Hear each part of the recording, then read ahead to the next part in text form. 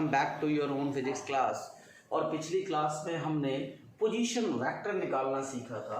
मैं आपको दोबारा याद दिला देता हूँ एक बार कि पिछली क्लास में हमने देखा था कि अगर मैं इसको x मानूँ, ये कोऑर्डिनेट y है, ये z है, ये कार्टेशियन कोऑर्डिनेट सिस्टम है, और इसमें मान लो मैं आपको कोई एक पॉइंट दे देता हूँ, ये वाला कोई पॉइंट है, ये a है, ये ओरिजिन है, इसको o लिख देते हैं हम लोग, और ओरिजिन लिख दिया हमने, और ये कार्टेशियन कोऑर्डिनेट सिस्टम है, और ये पॉइंट अगर a है तो मैं OA का पोजीशन वेक्टर जब लिखूंगा तो इस केस में मैं लिखूंगा, मान लो ये कोऑर्डिनेट है इसके 2, 4 और 5, तो मैं कैसे लिखूंगा इसको लिखूंगा 2i cap plus 4j cap plus 5k cap.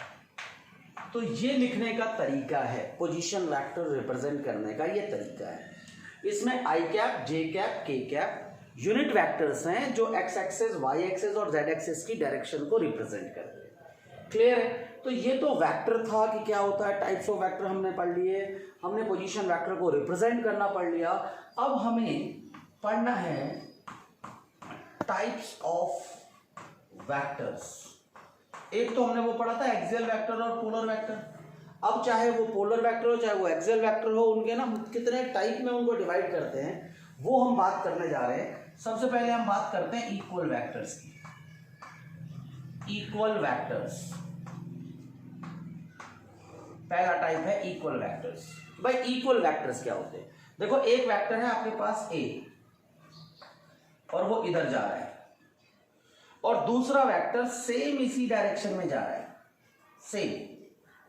इसको उठा के मैं a के ऊपर भी रख सकता हूं, कोई दिक्कत नहीं, डायरेक्शन सेम होनी चाहिए। ऐसा नहीं है यहां देखो a यहां हो सकता है, b यहां भी हो सकता है। ये आपको पता है इसका ये मैग्नीट्यूड है, ये मैग्नीट्यूड, और ये एरो क्या शो कर रहा है, डायरेक्शन। ये न्यूमेरिकल वैल्यू सेम हो और डायरेक्शन भी सेम हो तो दो वेक्टर्स इक्वल होते हैं। तो यानी कि two vectors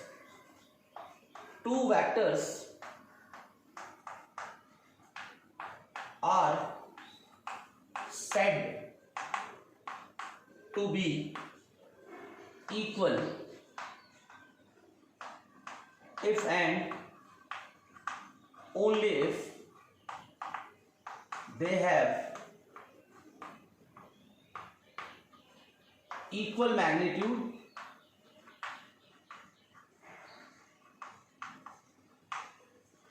and they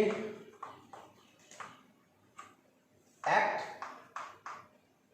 along same direction. यानी मैग्नीट्यूड और डायरेक्शन दोनों एक जैसा होना चाहिए, फर्क नहीं होना चाहिए, उसको बोलते हैं हम इक्वल वेक्टर।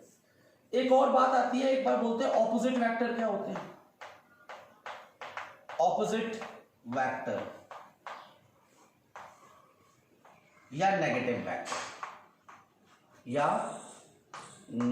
वेक्टर्स। देखो आपके पास एक वेक्टर है a, ये आपके पास एक वेक्टर है a, और अगर एक दूसरा वेक्टर जिसकी न्यूमेरिकल वैल्यू एग्जैक्टली a के बराबर हो बट डायरेक्शन ऑपोजिट हो, दो वेक्टर्स जिनकी न्यूमेरिकल वैल्यू एग्जैक्टली इक्वल है बट डायरेक्शन अलग अलग है। अगर एक ईस्ट में जा रहा है तो दूसरा वेस्ट में जाए, एक नॉर्थ जा रहा है तो एक साउथ में जाए, एग्जैक्टली ऑपोजिट डायरेक्शन होना चाहिए, अलग अलग नहीं, एग्जैक्टली ऑपोजिट। अगर मैं ईस्ट जा रहा हूं, दूसरा वेक्टर वेस्ट जा रहा है, तो मैं कह सकता हूं ये दोनों इक्वल है, मैग्नीट्यूड इनके इक्वल है बट डायरेक्शन ऑपोजिट है। तो ऑपोजिट वेक्टर के लिए मैग्नीट्यूड सेम होना चाहिए, डायरेक्शन अलग अलग होनी चाहिए। A vector is said to be negative of given vector if it has same magnitude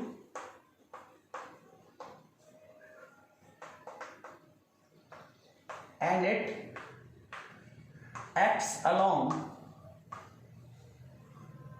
opposite direction. Numerical value same हो बट डायरेक्शन ऑपोजिट हो, उनको हम क्या बोलते हैं? Negative vectors. तो इक्वल वेक्टर हर चीज बराबर होनी चाहिए, मैग्नीट्यूड सेम होना चाहिए, डायरेक्शन भी सेम होनी चाहिए। नेगेटिव वेक्टर में मैग्नीट्यूड सेम होना चाहिए, डायरेक्शन एग्जैक्टली ऑपोजिट होनी चाहिए। ये ध्यान रखें आप, तो आपको इक्वल वेक्टर और ऑपोजिट वेक्टर का पता चल गया। जो थर्ड टाइप है वेक्टर का, उसको बोलते हैं आप को इनिशियल वेक्टर। थर्ड टाइप क्या है? Coinitial vector. स्क्रीन को पॉज करके बेटा राइट डाउन जरूर करते रहें। को इनिशियल वेक्टर्स ऐसे वेक्टर्स जिनका स्टार्टिंग पॉइंट सेम हो। ये A B C D vectors have same starting point.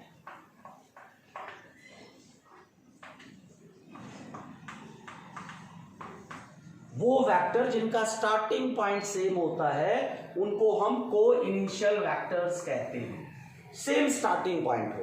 Clear है? इसके बाद जो चौथा टाइप आपको ध्यान रखना, उसको बोलते हैं फिक्स्ड वेक्टर्स। फिक्स्ड वेक्टर्स ये क्या होते हैं? Vectors have fixed starting point.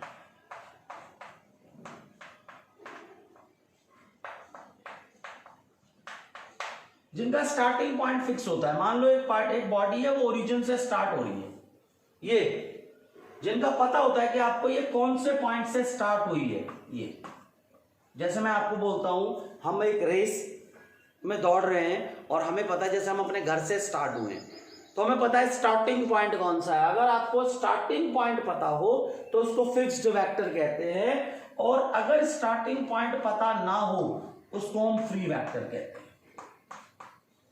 Free vector, जैसे आप सर्कुलर पाथ में मूव कर रहे हो या कहीं भी आप मूव कर रहे हो और किसी भी टाइम पर मैं आपकी वेलोसिटी पूछ लूं, किसी और टाइम पे, मान लो एक व्हीकल को आपने देखा अचानक और आप उसकी वेलोसिटी की डायरेक्शन पता चल जाती है आपको, पर आपको उसका स्टार्टिंग पॉइंट नहीं पता, उसको हम फ्री वेक्टर कहते हैं। जिसका स्टार्टिंग पॉइंट आपको पता है वो फिक्स्ड वेक्टर है। क्लियर है?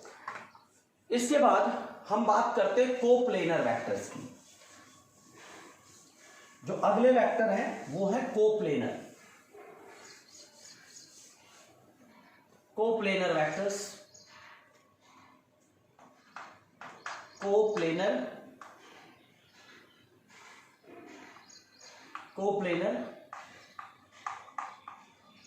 वेक्टर्स कौन से वेक्टर है? Coplanar vectors. Coplanar vectors, coplanar vectors ऐसे वेक्टर जो एक ही प्लेन में हो। देखो ये तीनों वेक्टर्स हैं मेरे हाथ पे है, बेशक वो चाहे यहां हो चाहे यहां हो, ये कोप्लेनर है। ये देखो, इनमें देखो, ये देखें, ये दोनों कोप्लेनर है। ये मेरे हाथ पे आसानी से आ जाते हैं, बट ये इस प्लेन में नहीं है, आउट ऑफ द प्लेन है। बोर्ड पे आप जितने वेक्टर बना सको सब कोप्लेनर है। क्या लिखोगे? Vectors lies in same plane. ऐसे वेक्टर जो एक ही प्लेन में हो वो कोप्लेनर वेक्टर कहलाते हैं। क्लियर है? इसके बाद कोलिनियर वेक्टर्स, छठा। सातवां collinear vectors, vectors lies in same line और इन पैरेलल लाइंस। यानी देखो ये सारे वेक्टर्स ये कोलिनियर वेक्टर कहलाते हैं। ये ऐसे भी हो सकते हैं ऑपोजिट डायरेक्शन में भी, ये एक वेक्टर इधर जाए और एक वेक्टर इधर जाए, ये बी वेक्टर। ट्रायंगल कभी नहीं बनाएंगे, ये जो वेक्टर है इनको एंटी पैरेलल कहते हैं, इनको हम एंटी पैरेलल कहते हैं। इनके बीच का एंगल 180 डिग्री का है, और ये दो वेक्टर हैं इनको हम पैरेलल कहते हैं,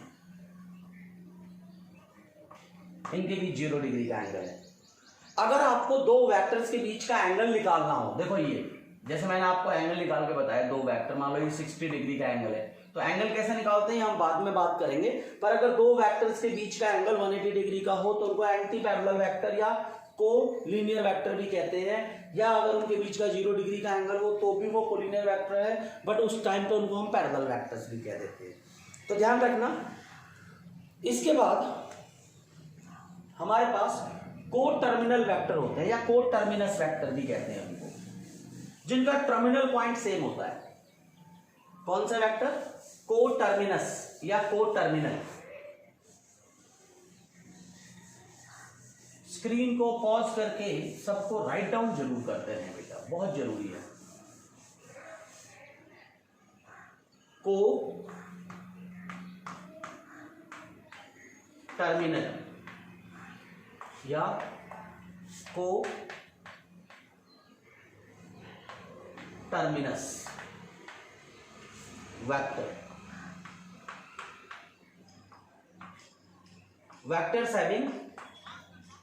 Vectors having same terminal point.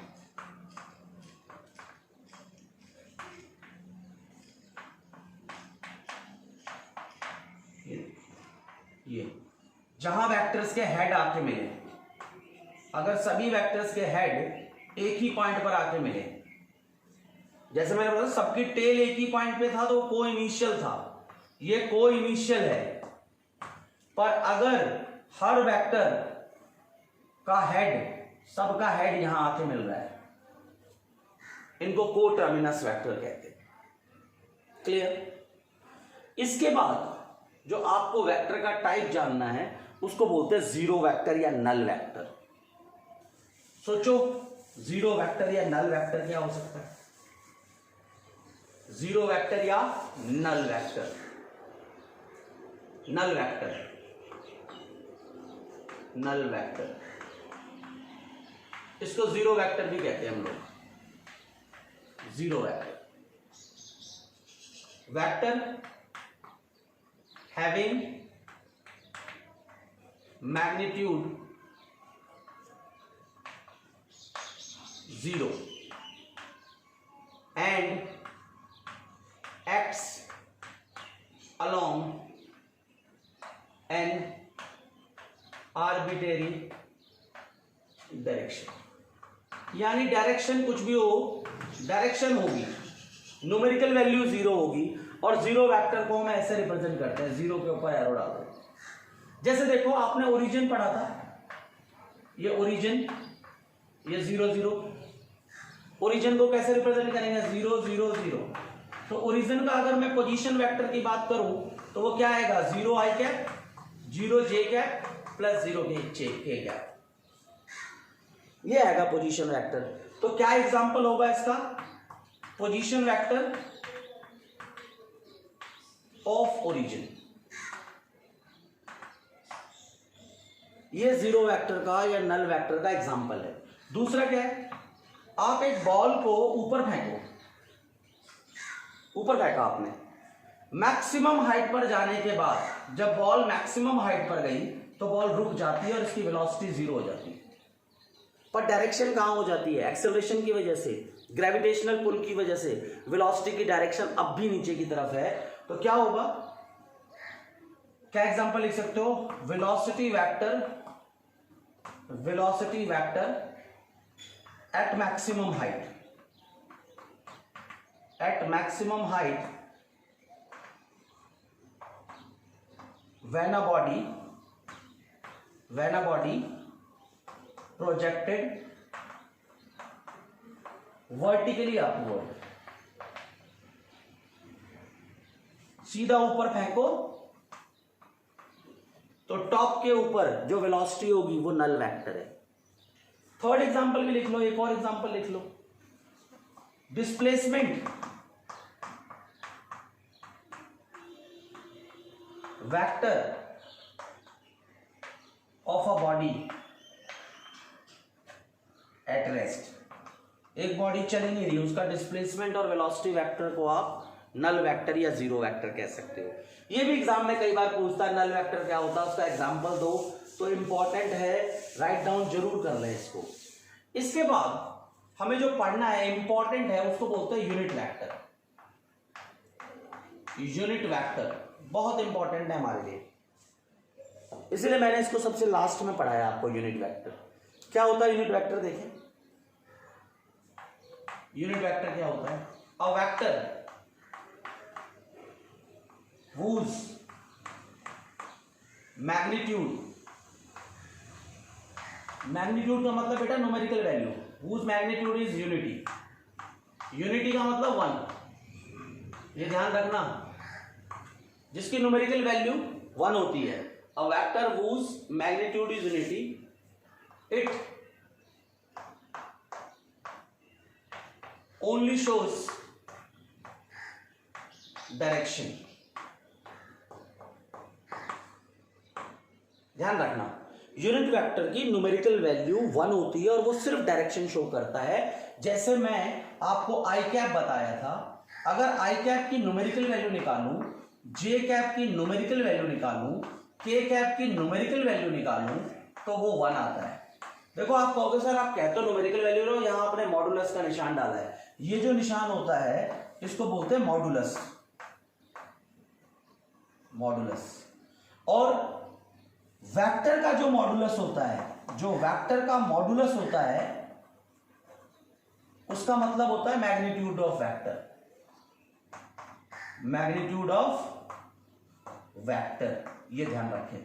जब आपने पहले पढ़ा होगा वेक्टर के अलावा कहीं और मॉडुलस में कोई चीज चली जाती थी तो आप नेगेटिव को पॉजिटिव बना देते थे, पर वेक्टर में जहां मॉडुलस आएगा, मॉडुलस ऑफ वेक्टर का मतलब होता है वेक्टर का मैग्नीट्यूड। मैंने आपको जब पोजीशन वेक्टर राइट डाउन करना सिखाया था ऐसे, तो बताया था आई एक्स एक्सिस की डायरेक्शन है, जे जो है वो वाई एक्सिस की है और के जेड एक्सिस की है, और इनकी न्यूमेरिकल वैल्यू कितनी होती है? 1। ध्यान रखें आप, आई कैप की न्यूमेरिकल वैल्यू, जे कैप की न्यूमेरिकल वैल्यू, के कैप की न्यूमेरिकल वैल्यू 1 होती है, और ये यूनिट वेक्टर का एग्जाम्पल है। ठीक है, यूनिट वेक्टर के ऊपर कैप लगता है। देखो ये ए है, एक वेक्टर है, इस पे आपने एरो लगाया है। मैंने बताया था ये जो लेंथ है ये मैग्नीट्यूड शो करता है और ये एरो डायरेक्शन। ये वेक्टर ए है, ये क्या है? This is vector A. और अगर इसी के ऊपर कैप डाल दूं, लेंथ ना डालूं क्योंकि लेंथ मैग्नीट्यूड को शो करता है, कैप डाल दूं तो इसको बोलते हैं यूनिट वेक्टर। किसी भी चीज के ऊपर कैप डली हो तो आप समझ लेना वो यूनिट वेक्टर है। क्लियर है? तो ये यूनिट वेक्टर था जिसकी न्यूमेरिकल वैल्यू 1 होती है। बात आता है कि यूनिट वेक्टर को हम ऑब्टेन कैसे करते हैं। स्क्रीन को पॉज करके जीरो वेक्टर का लिख लो आप, तब हम थोड़ा सा और पढ़ते हैं यूनिट वेक्टर के बारे में, क्योंकि यूनिट वेक्टर हमारे लिए बहुत इंपॉर्टेंट है। इस पे बेस्ड कई सारे क्वेश्चंस भी आते हैं। कोशिश करेंगे कि वेक्टर्स के क्वेश्चंस हम साथ साथ कर लें। देखो क्या होता है, a unit vector can be obtained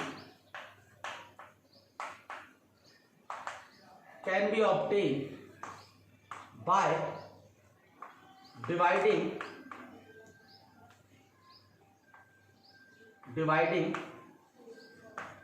a vector by its magnitude. Example बताता हूं मैं आपको। मानो आपके पास एक वेक्टर है ए, ये वेक्टर है ए, और आपको अगर मैं बोलूं मैग्नीट्यूड ऑफ ए, अगर मैं आपको बोलूं मैग्नीट्यूड ऑफ ए क्या होगा, मैग्नीट्यूड ऑफ वेक्टर ए, तो आप उसको ऐसे लिख के बता दोगे मुझे, कहोगे सर ये रहा मैग्नीट्यूड। और यूनिट वेक्टर क्या होता है? यूनिट वेक्टर ये होता है ए कैप। तो मैंने आपको क्या बताया कि यूनिट वेक्टर कैसे मिलेगा? ए कैप मिलने के लिए वेक्टर को उसी के मैग्नीट्यूड से डिवाइड करो, ये आपका यूनिट वेक्टर है। जो वेक्टर है उसी के मैग्नीट्यूड या न्यूमेरिकल वैल्यू से आप वेक्टर को डिवाइड कर दो, आपको यूनिट वेक्टर मिलेगा। याद रखना, magnitude of unit vector is always 1। Unit vector का मैग्नीट्यूड हमेशा 1 होता है। It always act along its parent vector। जहां ये वेक्टर ए जाएगा उस वही डायरेक्शन होगी ए कैप की भी। या मैं कह सकता हूं इसको एक अदर वर्ड में आप ऐसे भी लिख सकते हो। क्या लिख सकते हो? ऐसे।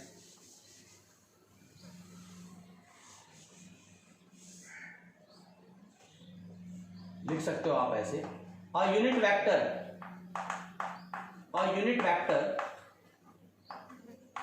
is always parallel to its parent vector। यानी जिस वेक्टर से आपने यूनिट वेक्टर बनाया है, यहां पर ए का यूनिट वेक्टर है तो ए कैप हमेशा ए के पैरेलल होगा। ये बात जरूर ध्यान रखें आप। डायरेक्शन सेम होती है, सिर्फ मैग्नीट्यूड का फर्क होता है। एग्जांपल देखें आप, एक एग्जांपल बताता हूं। मैंने आपको बोला 100 मीटर पर सेकेंड मैं ईस्ट की तरफ जा रहा हूं, वेक्टर ए ये है, तो ए कैप क्या होगा? इसी वेक्टर को 100 से डिवाइड कर दो तो मिलेगा क्या? 1 मीटर पर सेकेंड ईस्ट। देखो मैग्नीट्यूड इन दोनों का अलग अलग है, इसका 100 है, इसका 1 है, बट डायरेक्शन तो ईस्ट ही है। तो यूनिट वेक्टर हमेशा अपने पेरेंट वेक्टर के पैरेलल होता है, उसी डायरेक्शन में होता है। मैग्नीट्यूड का फर्क होता है। क्लियर है? तो ये था। अब बात आती है कि अब यूनिट वेक्टर को हमने निकालने के लिए क्या किया? वेक्टर का मैग्नीट्यूड से डिवाइड कर दिया। तो अब हम ये जानते हैं कि मैग्नीट्यूड कैसे निकालते हैं। उसके लिए हम पढ़ते हैं modulus of vector. Modulus of vector, या इसको हम कहते हैं magnitude of vector. Magnitude of vector, चाहे मॉडुलस बोल दो चाहे मैग्नीट्यूड बोल दो। देखो आपके पास, पहले मैं 10th की तरफ से चलता हूं। मान लो आपके पास दो ही एक्सेस बना रहा हूं मैं, 3 नहीं बना रहा। हम 10th को कॉल कर रहे हैं, ये एक्स एक्सिस होती थी, ये वाई एक्सिस होती थी। अगर आपके पास कोई एक पॉइंट होता था, ये वाला, ये कोई पॉइंट है ए और इसकी वैल्यू है, इसके कोऑर्डिनेट है आपके पास 3x3 है और y4 है, और ये ओरिजिन होता था 0 0 0 0। इसका क्या मतलब है कि ये जो पॉइंट है ना, इसमें x की वैल्यू तो 3 है और y की वैल्यू कितनी है? 4। ये तो मतलब होता था। और अगर मैं OA को वेक्टर की फॉर्म में लिखता था तो मैंने लिखा था 3 के साथ i कैप और प्लस में 4 के साथ j कैप। ये वेक्टर में लिखने का तरीका था जो मैंने सीखा। इसको भूल जाओ, दोबारा 10th में चलते हैं। मैं अगर आपसे OA का डिस्टेंस पूछूं कि OA कितना बड़ा है, तो आप OA का डिस्टेंस कैसे निकालोगे? वेक्टर को भूल जाओ, OA की वैल्यू कैसे निकालोगे आप? आपको डिस्टेंस फॉर्मूला पता है, कैसे निकालते हैं? x2 माइनस x1 का whole square plus y2 minus y1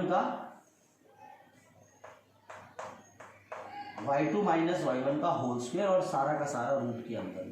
याद है आपको? ये बात अलग है कि यहां ये 0 0 है, तो आप अगर OA की वैल्यू निकालोगे, स्क्रीन को पॉज करके इसको राइट डाउन करें।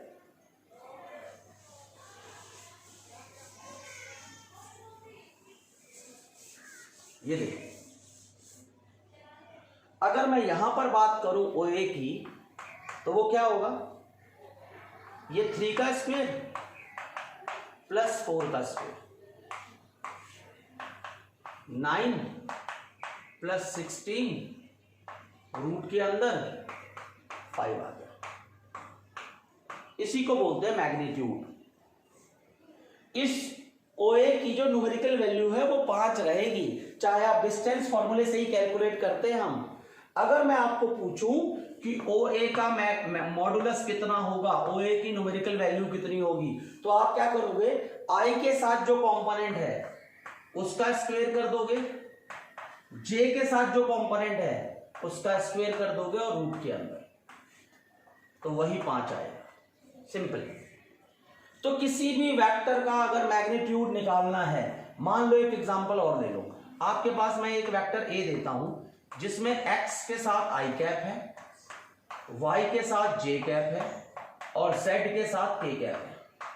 मैं आपको बोलता हूं मुझे A का मैग्नीट्यूड निकाल के बताओ, A का मॉडुलस या मैग्नीट्यूड निकाल के बताओ। आप कुछ नहीं करोगे, i को छोड़ के जो भी बचता है, खाली x है, x का स्क्वायर कर दो, j को छोड़ के जो बचता है y उसका स्क्वायर कर दो, और k को छोड़ के जो बचता है z उसका स्क्वायर कर दो और रूट के अंदर डाल दो। ये मैग्नीट्यूड है मॉडुलस। और ये निकाला कैसे हमने, डिस्टेंस फॉर्मूले से। एक एग्जांपल देखो, एक वेक्टर है b, वो है 2i cap minus 6j cap plus में 4k कैप, ये वेक्टर है। मैं आपको कहूं कि मुझे इसका मैग्नीट्यूड निकाल के बताओ, स्क्रीन को पॉज करके राइट डाउन करें बेटा।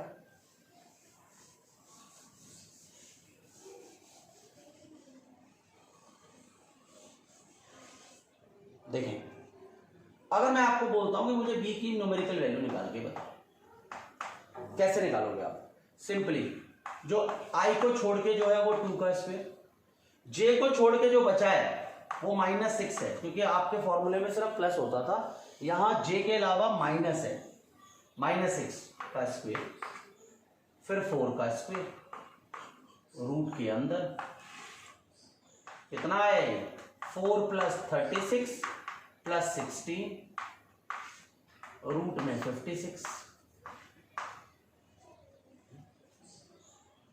ये सिंपल। तो ये है मैग्नीट्यूड निकालने का तरीका। अब मैं आपको बोलता हूं, एक क्वेश्चन देते हैं, जैसे a =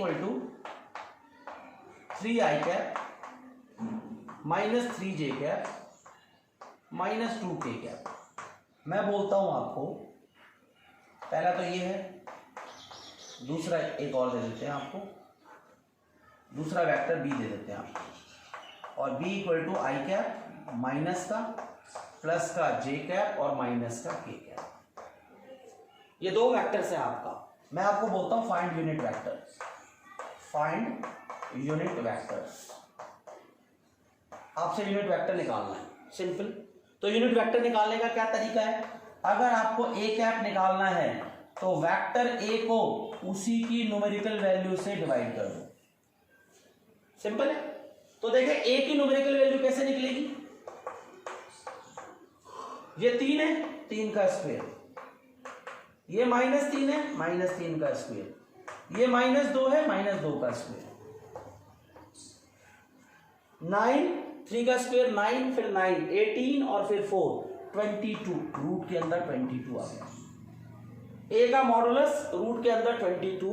और a कैप अगर आपको निकालना है, स्क्रीन को पॉज करके राइट डाउन करते रहे बेटा। अगर आपको a कैप निकालना है, क्या निकालना है? a cap. तो पहले तो पूरा वेक्टर a लिखो, which is 3i cap -3j cap और -2k कैप, ये पूरा वेक्टर है। इसको इसके न्यूमेरिकल वैल्यू √22 से डिवाइड कर दो, दिस इज a कैप। और अगेन अगर कोई आपसे पूछे कि इसकी न्यूमेरिकल वैल्यू कितनी है, तो वो 1।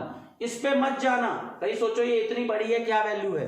देखो बेटा, इसकी ये जो ऊपर वाली टर्म है, इसकी वैल्यू कितनी थी? √22। देखो यहां लिखा है मैंने, इसकी वैल्यू √22, और इसको √22 से डिवाइड कर दिया आपने, तो पूरे की वैल्यू कितनी हो गई? 1। जो यूनिट वेक्टर होता है बेटा, उसकी न्यूमेरिकल वैल्यू हमेशा 1 होती है। जो दूसरा क्वेश्चन है आपके पास, b की न्यूमेरिकल वैल्यू निकालो आप पहले। -1 का स्क्वायर प्लस में 1 का स्क्वायर प्लस में -1 का स्क्वायर रूट के अंदर, तो कितना है आपके पास? 1 का स्क्वायर 1 + 1 + 1 √3 और आपको बी कैप निकालना है। बी कैप कितना आएगा, पहले पूरा वेक्टर एज इट इज लिखो, -i cap plus j cap minus k cap और उसको डिवाइड करो। किसी भी वेक्टर को उसकी न्यूमेरिकल वैल्यू से डिवाइड कर देंगे, यूनिट वेक्टर मिल जाएगा। सिंपल। अब आपके लिए क्वेश्चन है, स्क्रीन को पॉज करके पहले इसको राइट डाउन करें, फिर आपके लिए एक दूसरा क्वेश्चन देता हूं मैं जो आपको करना है, क्योंकि वेक्टर में हमें साथ साथ कुछ हम क्वेश्चंस कर देते हैं, क्योंकि इनमें ज्यादा कॉन्सेप्ट तो है नहीं और इकट्ठे कॉन्सेप्ट बता दिए तो आप भूल सकते हो, भूलने के चांस ज्यादा हो जाएंगे। देखें आप, अगर मैं आपको बोलूं if B cap equal to 0.8 I cap minus 0.4 J cap plus lambda K cap, find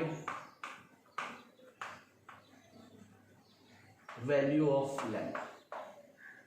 आपको लैम्डा की वैल्यू निकालनी है। सोचो कैसे निकालेंगे। स्क्रीन को पॉज करके खुद ट्राई करें, बाकी मैं इधर ट्राई कर रहा हूं।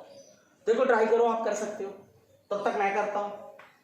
देखें, आपको पता है कि बी कैप क्या है, बी एक यूनिट वेक्टर है, तो बी कैप कितना होगा 1, और बी कैप निकालने का क्या तरीका है, 0.8 का स्क्वायर प्लस 0.4 का स्क्वायर प्लस लैम्डा का स्क्वायर, सब रूट के अंदर, और ये पूरी वैल्यू किसके बराबर, 1 के बराबर। दोनों तरफ स्क्वायर कर दो तो यहां कितना आएगा, 0.64 0.16 plus lambda square equal to 1। ये कितना आएगा, लैम्डा स्क्वायर, इसको ऐड कर दोगे कितना आ जाएगा, ये 70 80, 1 माइनस 0.80, तो कितनी वैल्यू आ गई, 0.20 लैम्डा स्क्वायर, तो रूट ये आ जाएगा ना 0.20, तो lambda equal to under root 0.20, ये वैल्यू है बेटा। एक और क्वेश्चन देखो आप, क्वेश्चन है find a vector A which is find a vector A having magnitude 6 units, having magnitude 6 units, and it is parallel to vector B equal to I cap minus J cap plus A। आपको एक ऐसा vector निकालना है, ए vector आपको find out करना है जिसका magnitude तो 6 हो और वो बी के पैरेलल हो। स्क्रीन को पॉज करो और खुद ट्राई करो, तब तक मैं यहां ट्राई करता हूं। देखो आंसर, कोई भी हमें वेक्टर चाहिए, अगर ए वेक्टर होगा बेटा, ए वेक्टर, तो ए की एक तो न्यूमेरिकल वैल्यू होगी जो चाहिए आपको, न्यूमेरिकल वैल्यू, और साथ में डायरेक्शन होगी। दो चीजों से वेक्टर मिलकर बना है, एक तो न्यूमेरिकल वैल्यू, दूसरी डायरेक्शन। आपको एक न्यूमेरिकल वैल्यू और एक डायरेक्शन। आप देखो इस वेक्टर की न्यूमेरिकल वैल्यू कितनी दे रखी है जो आपको निकालना है, वो 6 है, और डायरेक्शन किसकी चाहिए, बी की। तो मैंने आपको बताया था कि किसी भी वेक्टर की डायरेक्शन को कौन रिप्रेजेंट करता है, उसका यूनिट वेक्टर। तो अगर मैं बी का यूनिट वेक्टर निकाल लूं तो मुझे बी की डायरेक्शन मिल जाएगी। तो अगर मैं 6 को बी कैप से मल्टीप्लाई कर दूं तो सिंपल बात है, मेरा एक ऐसा वेक्टर आ जाएगा जिसकी न्यूमेरिकल वैल्यू 6 होगी और डायरेक्शन बी कैप की होगी, बी की होगी, क्योंकि बी कैप सिर्फ बी की डायरेक्शन को रिप्रेजेंट करता है, न्यूमेरिकल वैल्यू तो बी कैप की 1 ही होगी। तो मिल गया रिक्वायर्ड वेक्टर। दोबारा समझें, एक वेक्टर, मान लो एक फोर्स है मेरे पास 50 न्यूटन ईस्ट, 50 न्यूटन ईस्ट, मान लो एक फोर्स जा रही है इधर 50 न्यूटन, ध्यान से समझना आप, ये फोर्स 50 न्यूटन इधर जा रही है। मुझे आपको एक फोर्स फाइंड आउट करनी है ए, जिसकी मैग्नीट्यूड हो 20 न्यूटन और वो पैरेलल हो इसके, पैरेलल इसके, तो इसके पैरेलल तो ये भी तो इसके पैरेलल ही है, बेशक इसकी न्यूमेरिकल वैल्यू 1 है। और अगर आप इसी को 20 से मल्टीप्लाई कर दो तो ये थोड़ा बड़ा हो जाएगा, पर डायरेक्शन तो सेम रहेगी ना। तो डायरेक्शन इसकी चुरानी है, इसकी डायरेक्शन चुराने का मतलब क्या है, इसको 50 से डिवाइड कर दो, सिर्फ डायरेक्शन मिल जाएगी, और उसको 20 से मल्टीप्लाई कर दो। ऐसा ही मैंने किया, न्यूमेरिकल वैल्यू 6 थी और बी कैप से मल्टीप्लाई कर दिया, तो देखो रिजल्ट क्या आएगा, 36। रिजल्ट क्या आएगा देखो, जो वेक्टर ए आएगा 6 तो यही रहा, और बी कैप कैसे निकालेंगे, पहले पूरा वेक्टर एज इट इज, और इस वेक्टर की न्यूमेरिकल वैल्यू कितनी आएगी, 1 का स्क्वायर, 1 का स्क्वायर और 1 का स्क्वायर, 6 साथ में आई कैप माइनस जे कैप प्लस के कैप डिवाइडेड बाय √3। इसको करोगे तो कितना आ जाएगा यहां पर 2√3, क्योंकि 6 को आप ऐसे लिख सकते हो 6 = 2 × 3 और 3 को आप क्या लिख सकते हो √3 × √3, तो √3 कैंसिल आउट हो जाएगा, तो 2√3 और साथ में आई कैप माइनस जे कैप प्लस के कैप। तो ये जो वेक्टर है, कौन सा वेक्टर, 2√3 आई कैप माइनस जे कैप प्लस के कैप, ये वो वेक्टर है जो कि ए है। और इस वेक्टर की खास बात क्या है कि न्यूमेरिकल वैल्यू इसकी 6 है और ये पैरेलल किसके है, बी के। तो इस टाइप के क्वेश्चंस आते हैं, आगे की क्लासेस में हम और भी अलग अलग टाइप के क्वेश्चंस बनाएंगे। तो बच्चों की बड़ी रिक्वेस्ट थी कि सर आप 30-35 मिनट 40 मिनट की वीडियो बनाओ, इसीलिए मैं क्लासेस को थोड़ा जल्दी ख़त्म करता हूँ। पढ़ते रहिए, आपकी क्लास है, आपकी अपनी क्लास है, किसी भी तरह के डाउट के लिए कमेंट जरूर करें। Thank you so much.